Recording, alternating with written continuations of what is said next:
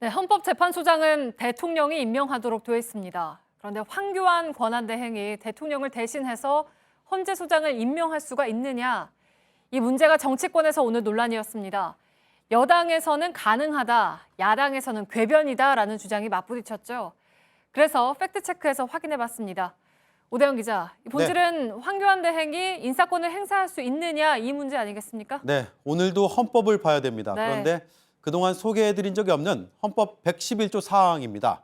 헌법재판소의 장은, 그러니까 헌재 소장은 대통령이 임명한다라고 규정을 하고 있죠. 그런데 이걸 권한대행이 할 수 있는지는 현행법 내에서 그 어디에도 나와 있지가 않습니다. 그래서 헌법 해석의 영역입니다. 학계에서는 가능하다, 불가능하다, 의견이 양립합니다. 네.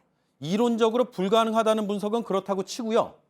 가능하다고 하더라도 지금의 정치 현실에 대입해 보면 어렵다는 결론에 네. 저희가 도달했습니다. 네, 어렵다. 결론이 좀 일찌감치 나왔는데 그럼 왜 어렵다는 건지 좀 풀어볼까요? 네, 헌법 111조 사항에는 이런 표현도 있습니다. 그 위에 줄이요. 국회의 동의를 얻어서라는 조건이 붙습니다. 헌재 소장을 임명하려면 국회 본회의를 통과해야 된다는 얘기입니다. 자, 그런데요. 이런 절차 한번 보여드리겠습니다. 이제 지명과 임명을 좀 나눠서 보실 필요가 있습니다. 지명은 말 그대로 후보자를 지명하는 거고 이런 절차를 다 거친 다음에 임명하는 겁니다. 그런데 절차가 이렇습니다. 국회에 임명 동의안을 제출하고요. 국회에서 인사청문회 엽니다. 그리고 국회는 20일 안에 인사청문회 실시하고 임명 동의안 처리를 해야 됩니다.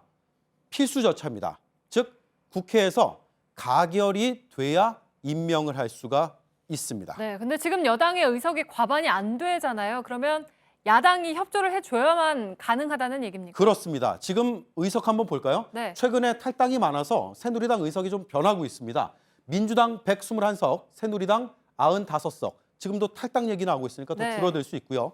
국민의당 38석, 바른정당 32석, 정의당 6석. 그래서 이 야당의 협조 없이는 본회의의 통과가 불가능합니다. 네, 그러니까 황 대행이 헌재 소장 후보자를 지명을 할 수는 있지만 임명을 할 수는 없다는 건데 근데 지금 야당은 매우 부정적인 입장 아닙니까? 그렇죠. 야당 어떤 입장이냐. 민주당 오늘 입장 내놨습니다. 빨리 이걸 좀 처리해달라는 민심과는 거리가 있는 주장이다. 이렇게 얘기했고요. 국민의당 보실까요? 월권이다.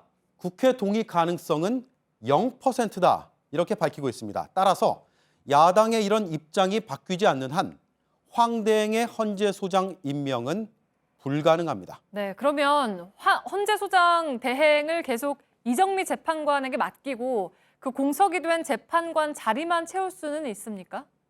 그럴 수 있을지 한번 볼까요? 네.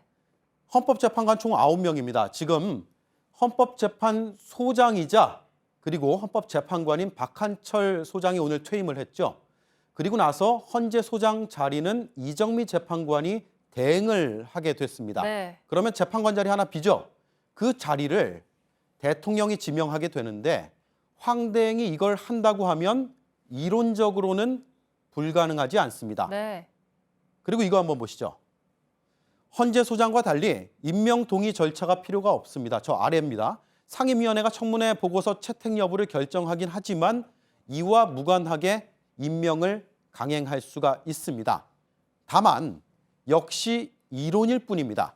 야권이 강력하게 반대하는데 이걸 거스르는 선택을 할 경우에 정치적으로 논란은 거세질 겁니다. 특히 임명직으로 정치적 정당성이 부족한 황 대행이 선출직인 국회의 뜻에 반하기는 쉽지 않다라는 분석입니다. 국민으로서 민주적 정당성을 갖지도 않은 상태에서 전적으로 자기 개인적인 판단에 따라 행사한다고 하기보다는 이걸 다른 기관들의 협조를 얻어서 해결하는 게 가장 합리적이다. 네, 현재 야권에서는 용납할 수 없다는 격앙된 반응까지 나오고 있어서 현실화될 가능성 극히 작습니다. 네, 결국 지금의 정치 현실을 볼 때 후임 헌재 소장이든 재판관이든 임명은 어렵다는 거군요. 팩트체크 오대영 기자였습니다.